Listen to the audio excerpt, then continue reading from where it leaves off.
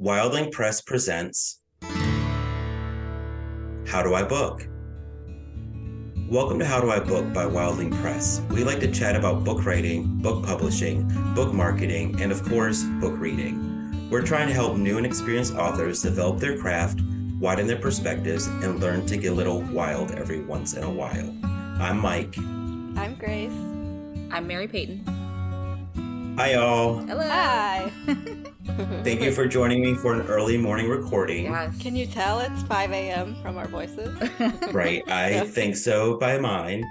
So welcome to our coffee talk. Coffee talk. Ever since we referenced coffee talk yesterday, it's been in my head.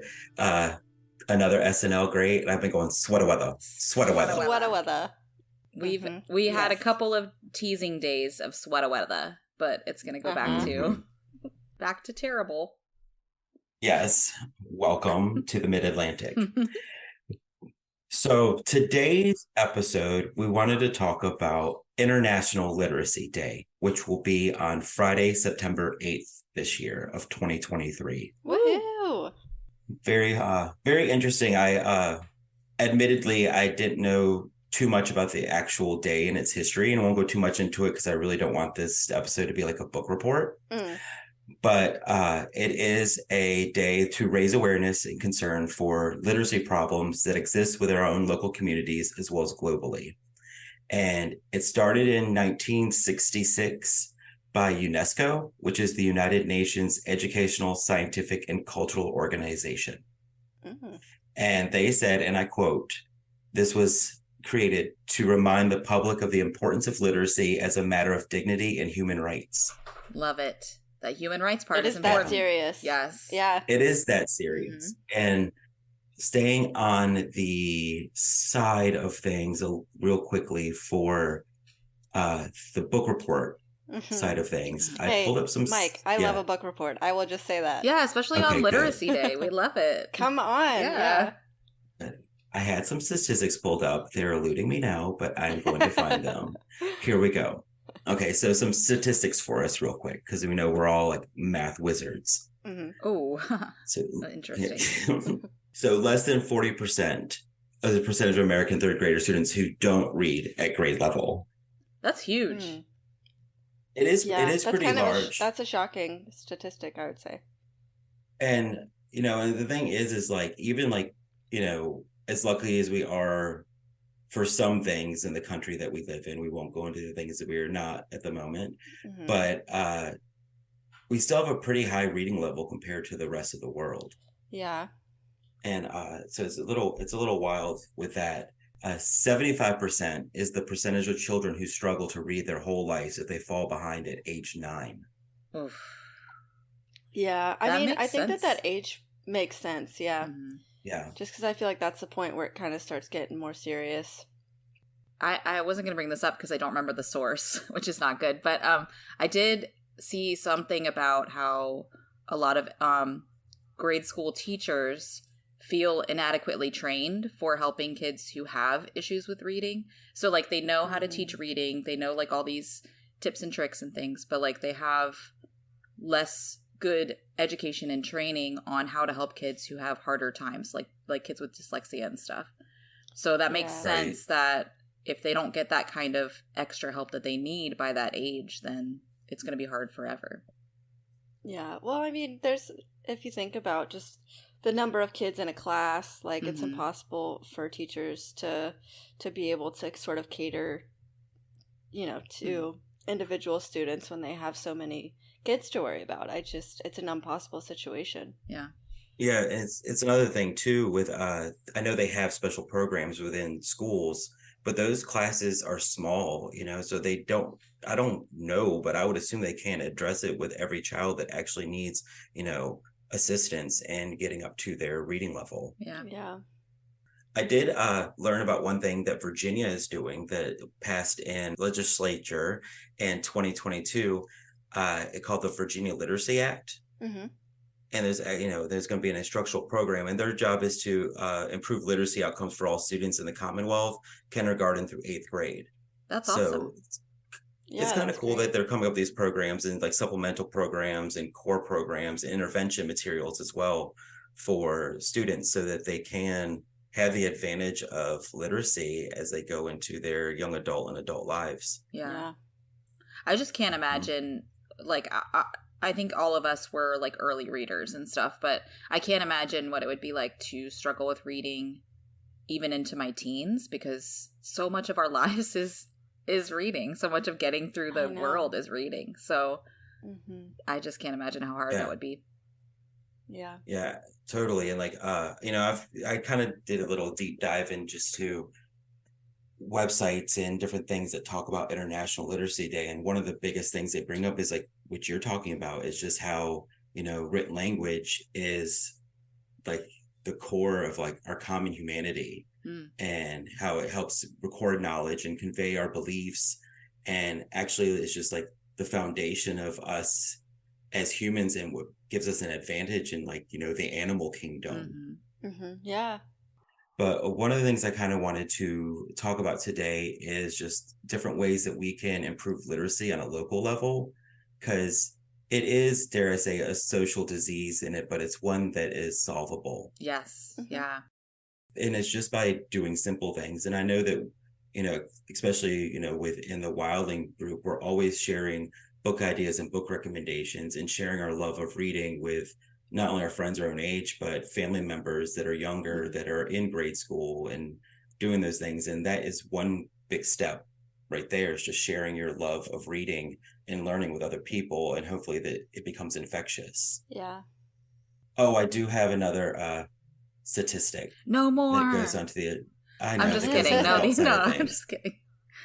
In the US, like, the population's pretty large, but we do have a literacy rate of 99% as stated by globalcitizen.org, but they still say that 36 million adults can't maintain employment because of their inability to read or write. Mm. So I guess they're Yeah. defining literacy there as like just being barely, like just being able to comprehend reading. And so like maybe they could get by in their day to day, but they're not doing well in their place of employment. Is that kind of what that's meaning maybe? That's the way I take Yeah. it, and it's just, if you think about it, just having that core knowledge of reading and writing, just how much that would help in our, just like world government and the people that are relying on programs to get them through life because they can't keep up. Mm-hmm. But I mean, literacy is such a privilege. Like, Yes. the fact that, some kids start out and they have like, a parent or guardian or somebody who is teaching them sort of the basics of reading before they even start school. Mm-hmm. Start out so far ahead of another kid who might not have that same dynamic with their parent. And I think that reading is something that really kind of snowballs. And if you have one kid that starts out with a certain amount of knowledge and another kid who doesn't, I don't know, I just feel like it's something where it is hard to catch up. If you're already sort of like, some kids are starting school and they already like know how to read, Mm-hmm.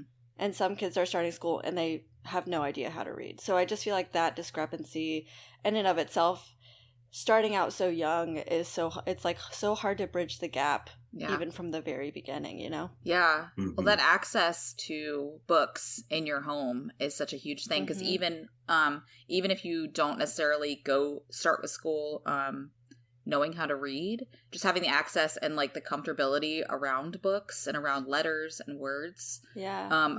I'm sure puts kids ahead. And then, Uh-huh. say a kid is struggling with reading in their classes or learning to read. Every time they go home, they don't have access to books. They don't get any time to practice. They don't get any extra help or work during those hours. So I'm sure that really Yeah. snowballs, like you said. Yeah, no, absolutely. And I think that, that leads us back into wanting things that we can do to help with, Mm-hmm. bring literacy to people around us, that aren't just within our inner circle and in our family. Yeah. And Yeah. one of those things we can do is we can volunteer with our local literacy programs.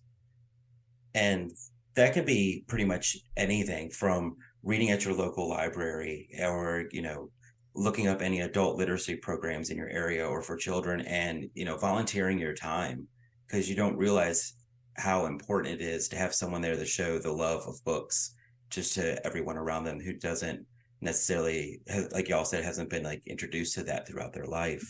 Mm-hmm. Another one that you could do, and this one I think is pretty cool. I mentioned before that I got my original degree in sociology with criminology and deviance. And so this one kind of like really stood out for me. But another thing you can do is you can volunteer with incarcerated people. And I know that sounds a little threatening when you hear it just said that way. But when you break it down, adult literacy is completely intertwined with poverty and incarceration. Mm. So, another study that shows that I got from Global Citizen is that 2.3 million people incarcerated in the U.S., that's up to 75 of those, up to 75% are illiterate. Mm. And that just perpetuates the prison cycle. Mm-hmm. So education in prisons can, be a form of rehabilitation. It can help them earn diplomas and better job opportunities when they get out. And that way the recidivism rate is a lot lower. And I know there's different ways that you can help incarcerated people. You can volunteer to be a tutor. If that feels a little out of your comfort zone, you can donate your books to a prison book program. And Global Citizen even recommends becoming a pen pal, because that's cool. You don't have to read a book to read, but, you have these letters and you're investing your time in these people. Mm-hmm. And it really shows that they have value. Yes. Yeah, just like I think feeling valued outside of that system is important too. Yeah. Very much so. Some other things we can do: donate books. Like I said, we're talking about the prison program, but also donate to your library, donate to schools. Even donate to your, your local church or your local community center, just anywhere that they have a shelf to put books on, donate them. And make sure you donate books that are exciting or that people will want to read. Don't donate your, Window Dolls for Dummies 1995. So specific, Mike. So specific. I saw something like that in a little free library not too long ago, and I was like, you knew better. Yeah. That's called recycling. Yeah, that's just someone trying to get rid of stuff. Exactly. But yeah, also too, like, find your little free libraries. And we've had an episode previously on that, but finding one of those and go around and donate your books to those little libraries. And not always adult books, but, find some children books, get the ones from, if you don't have any children, get the ones from your nieces or nephews or little cousins, and that they're not reading anymore, and donate those off. Just make sure they're not like their favorite book, because they might want to keep that for their whole life. That's true. I say that because my favorite books, right? I say that because my favorite books from childhood were donated, and I miss them. Aww. Mike. Well, maybe there's someone else's favorite books now too, because they were donated. Aww. That's a good spin on it. I'll sleep better at night now that you told me that. One other thing that I thought would be kind of fun to ask y'all is, I want to know from y'all, what books when you were younger got you excited about reading and really like fueled your passion for reading? Great question. I think I definitely remember, I definitely read like the Magic Tree House books. Read those. Harry Potter. Yeah, it's fine. That's fine. I also remember attempting to read books that were, I would say, above my reading level. Like I tried to read Moby Dick as like a, oh my god, like a 7-year-old or something. I'm like, I got this. I can imagine little Grace like with a giant. A copy of Moby Dick in her hands. Yeah. But I was also, even as a kid, I was there for the vibes of reading. Yes. I had like a little like reading corner that I made like super cozy, and I was like just sitting there with my little books, and it was very cute. And yeah, but I think also other things that motivated me were like, the school programs like Accelerated Reader and whatever else. So yeah, I like a little competition, I'll forever bring up Book It for my free pizza. Get that pizza. ever. Do they still do that? I think so. I think I remember I say that with a mild confidence. I think I remember a couple years ago finding out that they still did it, but I don't know if that's still true. Mm-hmm. Yeah, the Book It program has a website, the Pizza Hut Book It program. Yes. Yep, they're now enrolling for the 23-24 program. So guys, let's do it. Enroll in it. I will say too Free that pizza. my family was pretty poor growing up. We were definitely better off than some other people, but having that Book It program was extra exciting because that was also free food that we didn't get to eating at Pizza Hut was a super fancy night for us. So that was definitely an incentive to read more. Mm-hmm. I get that. And with the whole Pizza Hut thing, y'all know I'm not the hugest fan of pizza. We'll have a whole nother episode on that if we need it. Oh, but, specifically about that. But I will say that classic old school Pizza Hut and playing the Pac-Man games, and things like that were just such a drive for me. And I just saw recently that in our area, I believe they opened up a classic Pizza Hut, and it looks like the one we grew up with on the inside, and they serve the deep dish and the cast iron and all that. So I'm kind of do they have a Book It program for adults? Because I want to go there and get my free pizza. Well, MP, how about you? What is a book that got you really into reading? So I was trying to remember, and the ones that stick out in my mind, I don't know necessarily were the ones that started it, but the ones that I was reading during the time when I was really getting into it. So I had Ella Enchanted, one of my all-time favorites. I loved that book as a kid too. Yeah, it was just so good and magical. And actually, I think I've mentioned this before, but my mom used to take us kids, she was a single mom. She used to take us kids out on she would take us separately out for an evening as a fun time. We got to pick whatever we wanted to do, and I always picked going to Borders bookstore, which no longer exists. And I would I found Ella Enchanted, I fell in love with it, and I would read as much as I could while we were there for a bit and then put it back, and I would hide it behind the other books people weren't gonna find it so that people couldn't buy it in the meantime. And then I would wait until the next time that I could go on this date night with mom or whatever, which sounds weird, but that's all I can think of. To continue reading it. So that's how I ended up reading all of Ella Enchanted. So maybe that's why that's beautiful. It means a lot to me. But yeah. That's wholesome. Also, your mom's the best. I know. I feel like that's a really cute idea. Yeah, it was so fun. It really made us feel special. I loved the Animorph series because that was my exact, my favorite kind of book when I was that age. So grade school, I don't know, 5th grade or whatever it was, 3rd grade, was books about regular kids in regular life, but then they find a magical world, or they are pulled into some sort of magical or sci-fi world. Because obviously, because I was that's gonna happen to me one day. But Animorphs definitely did that. It was very cool. Which one did you want to morph into the most? Oh, I mean, there's such good ones. They could morph into a tiger, or probably at that time I wanted to morph into a horse. Nice. Horse girl. Horse girl. I'm here for it. I would say for me, I had two series that I was into that really got me reading when I was in elementary school. And the first was the Choose Your Own Adventure book series. Yes. Oh, yeah. I wish I had done those. I did not. That sounds very cool. I say do them now. Why not? Because why not? It's so cool because you could, with one book, you can, end up 4 or 5 different stories by the time you're done for the versions for the same story that you're reading. It's so fun. Do you pick up the sword? Turn to page 22. Do you run scared? End the book now. Yeah. Yeah, I read a lot of the Goosebumps did that for a lot of their books. They did a Choose Your Adventure or something like that, Goosebumps version, which was so fun and creepy, and I love them. I was in middle school reading full-on adult novels that I should have no access to. So, yeah, you were reading Stephen King and stuff. I was reading Stephen King and grocery store trash romance. Yeah, and nothing in between. But I got my free pizza. But I was gonna say, that incentivized you, right? Very much so. Yeah. When the other book for me when I was younger was Sideways Stories from Wayside School. Fun. And I don't know if y'all have read those or not. They're pretty, in my mind, they're pretty classic. Mm-hmm.